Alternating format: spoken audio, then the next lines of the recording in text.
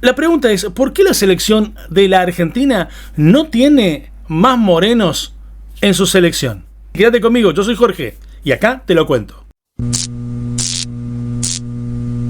En un artículo de opinión publicado en The Washington Post en el 2022, provocó un insólito debate en las redes sociales, tras preguntarse por qué no hay más jugadores de color en la selección argentina. La nota fue escrita por Erika Denise Edwards, que, aprovechando la situación, te cuento que ella es de color y es profesora de la Universidad de Texas y experta en identidades raciales. Ella dijo, 24 horas antes de que el conjunto de Lionel Scaloni se enfrentase a Países Bajos por cuarto de final en el Mundial de Qatar, Edwards instaló el siguiente interrogante. Mientras los aficionados siguen de cerca el éxito de Argentina en el Mundial, surge una pregunta: ¿por qué no hay más jugadores morenos en la selección argentina?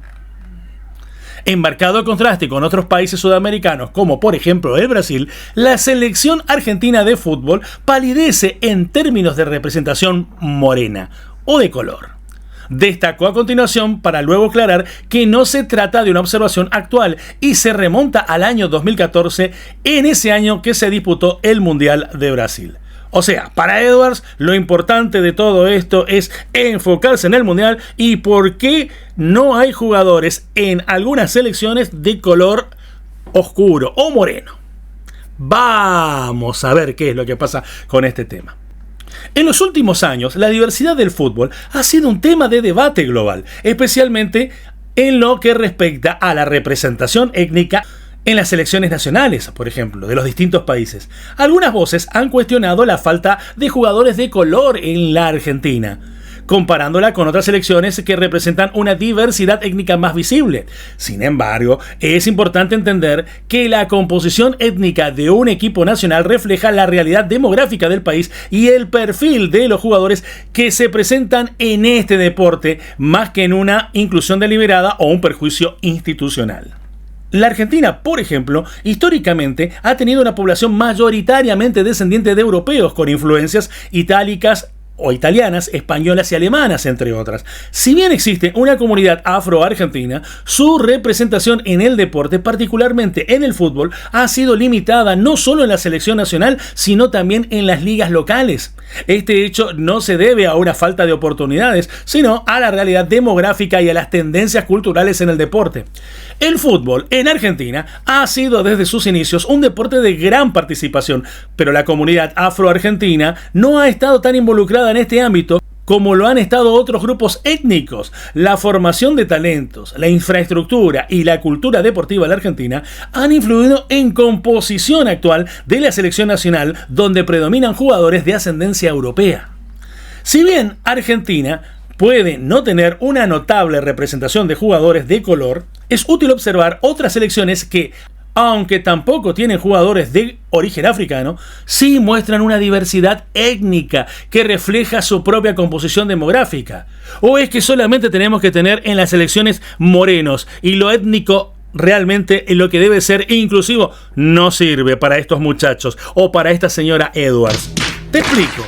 Paraguay, por ejemplo, es un país que cuenta con una significativa población de ascendencia étnica, como por ejemplo es la guaraní. La cultura indígena está profundamente arraigada en Paraguay y su influencia se refleja tanto en un equipo de fútbol como en otros aspectos de la sociedad.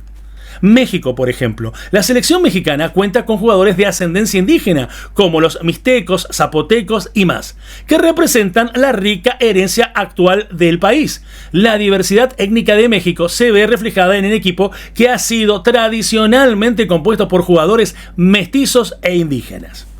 Perú, similar a México y Paraguay, Perú tiene una gran población indígena y sus jugadores a menudo provienen de diversas etnias, incluyendo quechuas y aymaras. Esto muestra cómo la composición del equipo nacional está intrínsecamente ligada a la diversidad del país. No se puede forzar lo que no existe. De ninguna manera, señora Edwards. Es crucial entender que la falta de representación de personas de color en la selección, por ejemplo, argentina, en la que estamos hablando, no es una cuestión de exclusión deliberada, sino de la realidad demográfica y cultural del país. No se puede forzar la inclusión de jugadores de un grupo étnico que, en su mayoría, no participa en el fútbol profesional. La diversidad en el deporte es valiosa, debe ser fomentada, pero también debe ser el reflejo de la realidad de la población y no ser el resultado de imposiciones artificiales. Cada país tiene su propia dinámica étnica y cultura, y esto se refleja en los equipos nacionales. Es importante valorar la diversidad en su contexto y entender que la inclusión debe surgir de manera natural, respetando las particularidades de cada sociedad.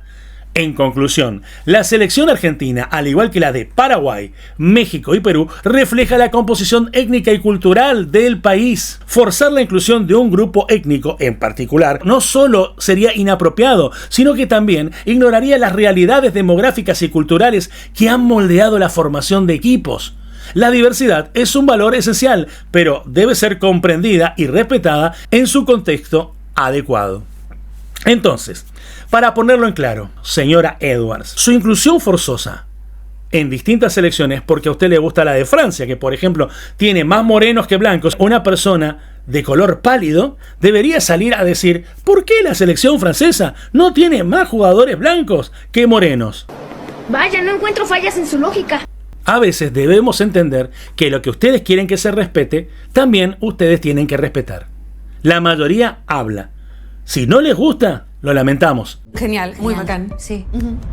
Pero anteponer caprichos ante derechos es muy difícil. Cool. Si te gustó este video, dame un like, perseguime en las redes sociales. Y esto es Jorge Te Cuenta.